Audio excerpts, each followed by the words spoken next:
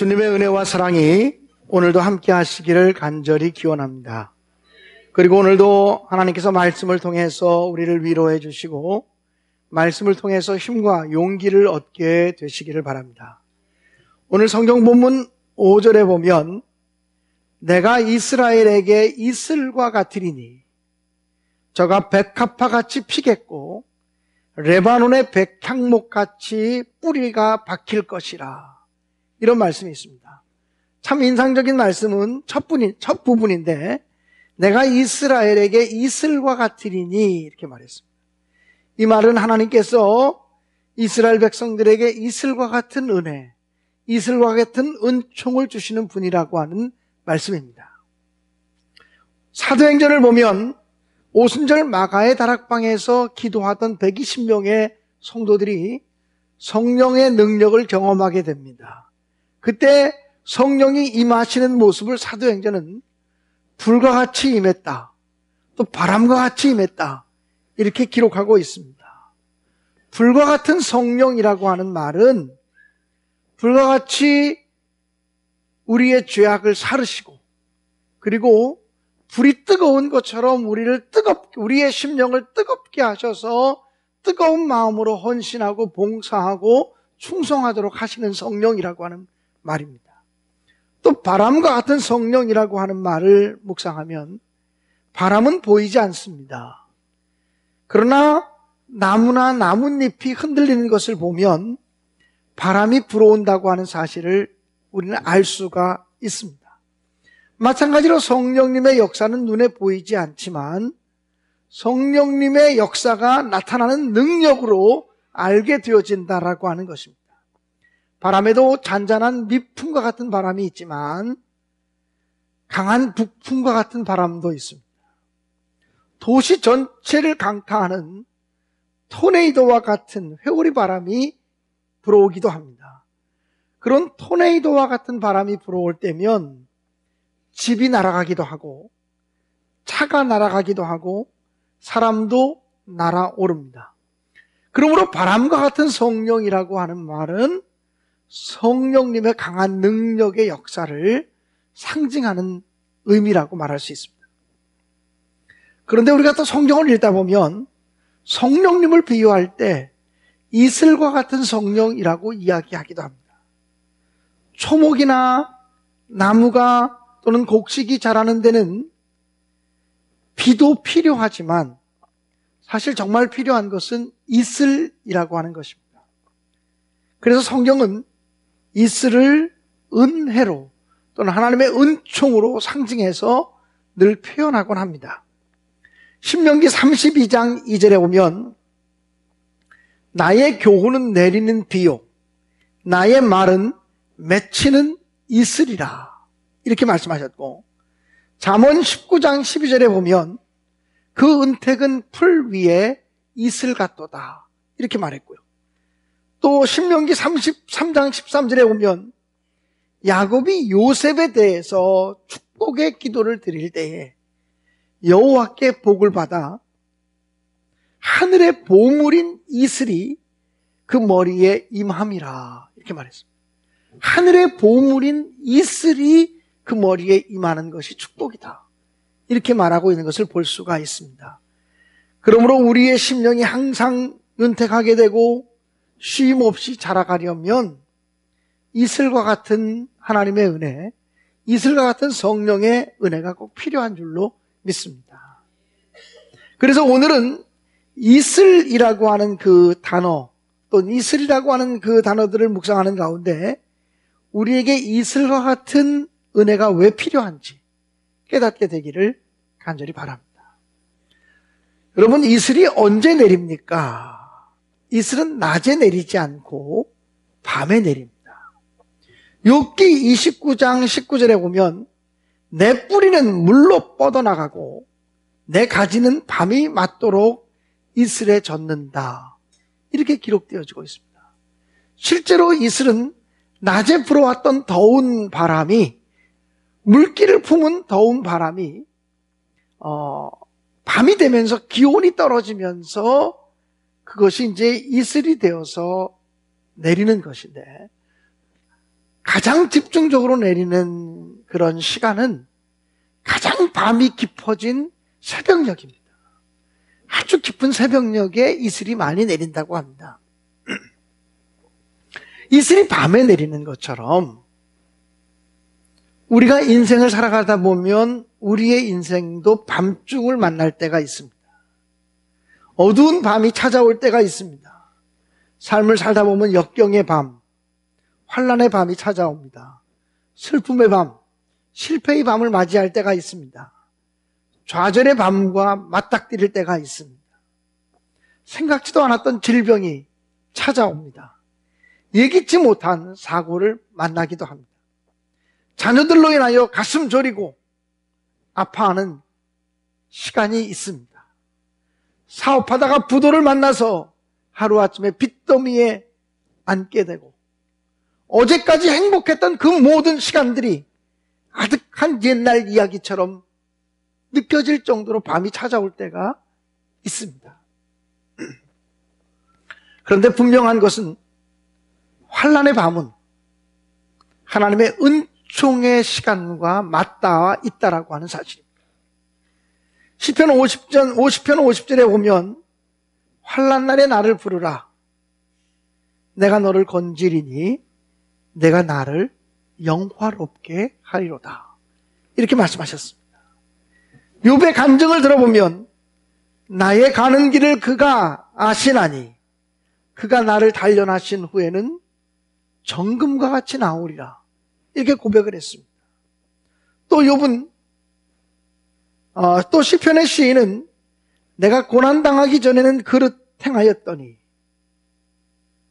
고난당한 후에는 주님의 뜻을 깨달았다고 그렇게 고백하기도 했습니다.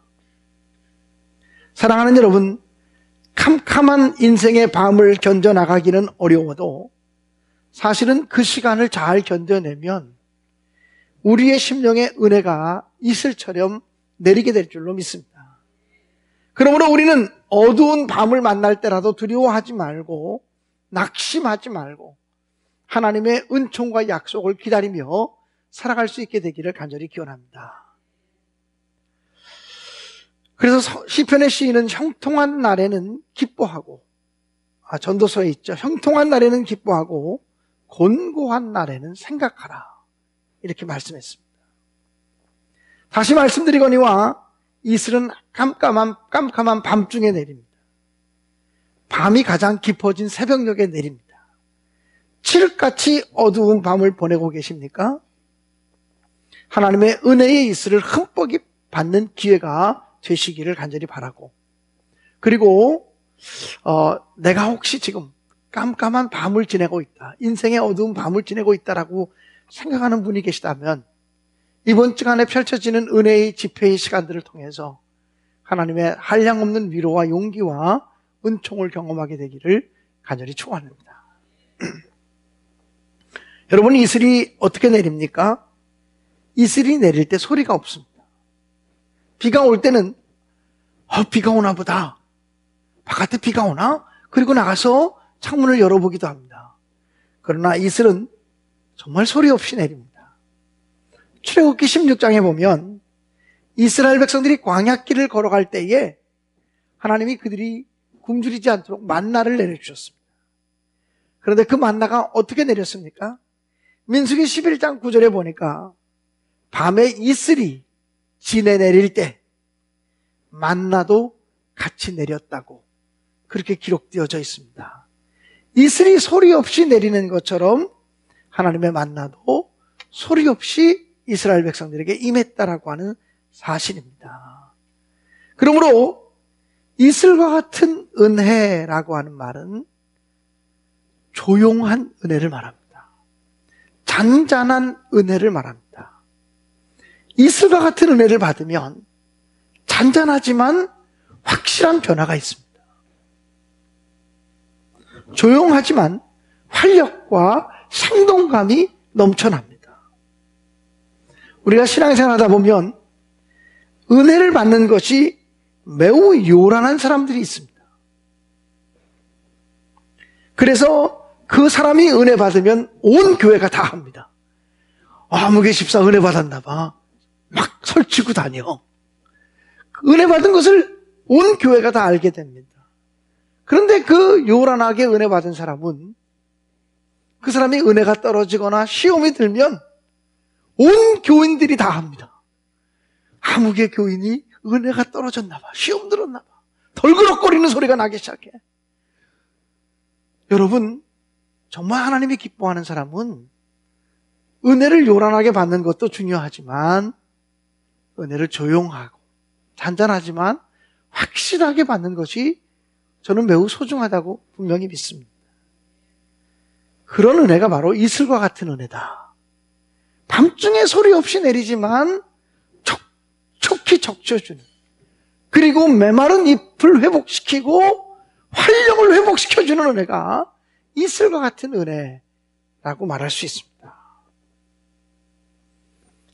여러분, 이런 이슬과 같은 은혜를 받으면 은혜를 표현할 때도, 그 받은 은혜를 보답하며 살아갈 때도 조용합니다. 봉사도 조용히 합니다. 하나님께 드리는 예물도 겸손하게 조용히 드립니다. 이슬과 같은 은혜를 받은 사람은 오른손이 하는 일을 왼손이 모르게 그렇게 하나님께 봉헌을 합니다. 충성하고 헌신하고 구제합니다. 기도를 해도 은밀히 하기 때문에 은밀한 가운데 보시는 주님께서 아주 분명하게 갚아주시는 것입니다. 사도 바울은 이렇게 말했습니다. 데살로니가 전서 4장 11절에 또 조용히 자기 일을 하고 너희 손으로 일하기를 힘쓰라. 바울 사도가 복음을 증거했을 때 데살로니가 교인들 가운데는 일은 하지 아니하고 오히려 일하는 사람들을 비난하면서 거짓 선전을 일삼는 사람들이 있었습니다.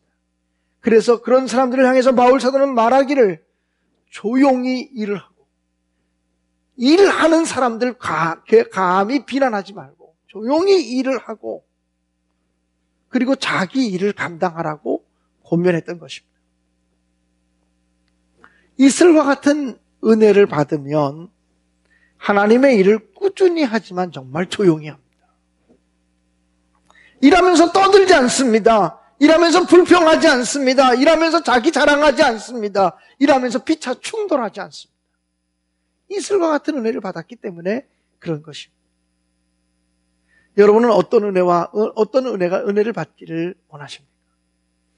우리가 부르는 찬송가에도 빈들의 마른 풀같이 시들은 나의 영혼, 그러면서 폭포수 같은 주님의 은혜를 받기를 소원한다는 찬송은 있지만 이슬과 같은 은혜, 날마다 잔잔하게 내리는 은혜를 사모하는 그런 찬송은 없는 것 같습니다. 불과 같은 성령이 임해서 뜨겁게 이렇게 되기를 소원하는 찬송들, 복음성가들은 있지만 하나님의 은혜가 소리 없이 잔잔하게 임하기를 소원하는 찬송가는 없는 것 같아요. 한국 사람들이 화끈한 걸 좋아해서 그러는지 은혜를 받으면 불같이 받든지 바람같이 받든지 폭포수 같은 은혜를 받든지 이러기만을 사모하는데 사실은 시간마다, 예배 시간마다 찬송을 통해서, 기도를 통해서, 말씀을 통해서 어느 때 내리는지도 모르는, 어느 때 적셔지는지도 모르게 하나님의 은혜에 잔잔하게 적셔지고 포근하게 적셔지는 것, 이것이 진짜 은혜라고 저는 분명히 믿습니다. 여러분,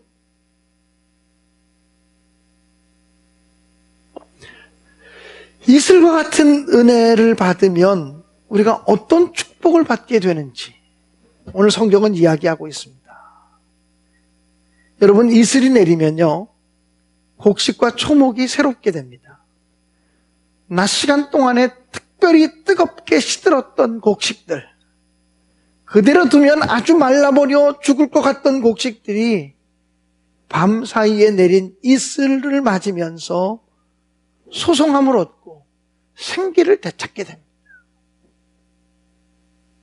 마찬가지로 험하기는 광야 같고 메마르기는 사막 같은 이 세상을 살아가는 우리 인간들의 영혼이 피곤하고 지쳤다가도 하나님의 이슬과 같은 은혜를 받을 때 새로운 힘이 솟아나고 새로운 믿음이 생겨서 힘차게 영적 전쟁을 수행할 수 있게 되는 줄로 믿습니다. 이사야 40장 29절에 보면 피곤한 자에게는 능력을 주시며 무능한 자에게는 힘을 더하시나니 소년이라도 피곤하며 곤비하며 장정이라도 넘어지며 자빠지되 오직 여호와를 앙망하는 자는 새 힘을 얻으리니 독수리의 날개치며 올라감 같을 것이요 다른 박질하여도 곤비하지 아니하겠고 걸어가도 피곤하지 아니하리로다. 이렇게 말씀했습니다. 오늘 성경 본문에는 하나님의 은혜가 이슬처럼 임할 때 백합화처럼 피어나고 레바논의 백향목처럼 뿌리가 깊게 박힌다고 그렇게 말씀하셨습니다. 하나님의 은혜가 임할 때, 이슬 같은 은혜가 임할 때 레바논의 백향목처럼 뿌리가 박힙니다.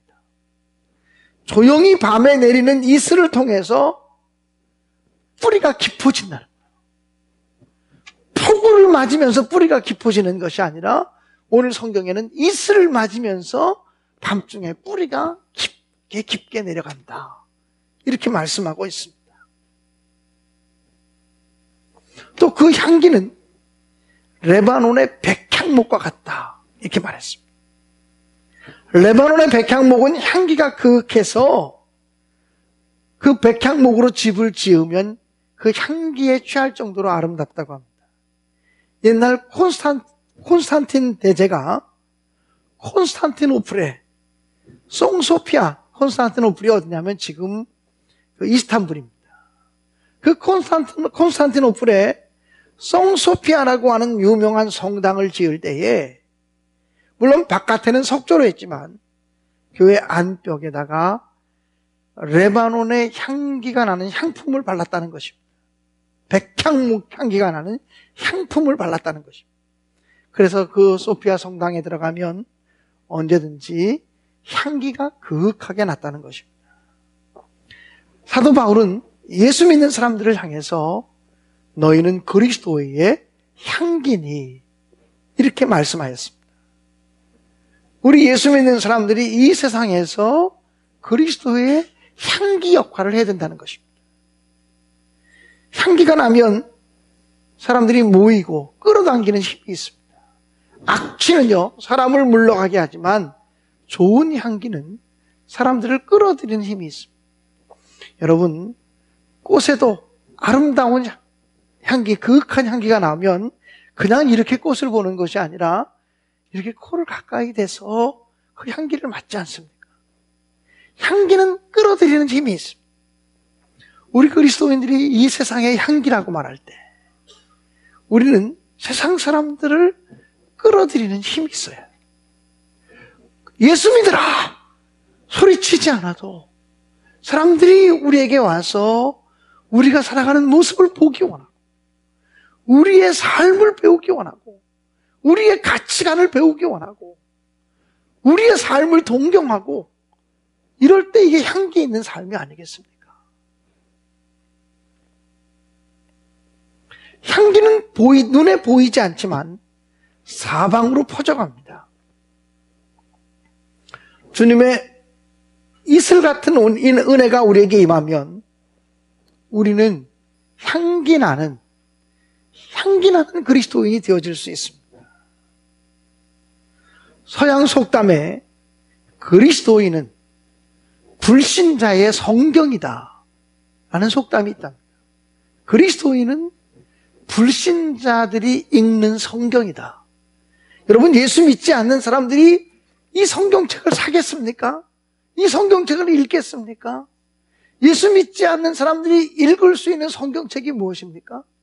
바로 예수 믿는 우리가, 예수 먼저 만난 우리가 예수 믿지 않는 자들이 읽어가는 성경이라는 거예요.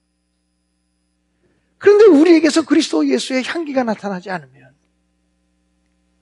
사람들이 우리를 피하지 않겠습니까? 우리를 피하는 것이 아니라 예수님을 피하고 하나님을 피하고 그렇게 되지 않겠습니까? 불신자는 예수가 어떤 사람인지 모릅니다. 그러나 우리 그리스도인들을 보면서 예수님을 바라보게 될 것입니다. 한 가지 꼭 기억해야 될 것이 있습니다. 이슬은 밤이 아니면 내리지 않습니다. 하나님과 우리 사이에 막힌 것이 있으면 하나님의 은혜의 이슬이 내리지 않습니다. 하나님과 나 사이에 막힌 것은 없는 거죠. 이사야 59장에 보면 여호와의 손이 짧아 구원치 못하심도 아니에요. 여호와의 귀가 둔하여 듣지 못하심도 아니다. 오직 너희와 나 사이에 너희의 죄악이 가로막혀서 너희의 소리를 듣지 못하게 한다라고 말했습니다. 하나님의 손이 짧은 것이 아닙니다. 하나님의 귀가 어두운 것이 아닙니다. 하나님과 우리 사이에 죄악이 가로막고 있는 것입니다. 하나님과 우리 사이에 은혜를 가로막고 있는 장애물들이 있는 것입니다. 그 은혜의 장애물들이 제거되어야 하나님의 은혜가 우리에게 임하게 되는 것입니다. 그러므로 사랑하는 여러분, 이제 내일부터 열리는, 내일이 아닙니다. 이번 금요일부터 열리는 부흥성회를 기대하시고 사모하시기를 간절히 바랍니다. 제가 평상시 너무나 존경하는 유자영 목사님을 강사로 모시고 심령 부흥성회를 열게 됩니다. 6번의 말씀 집회를 합니다.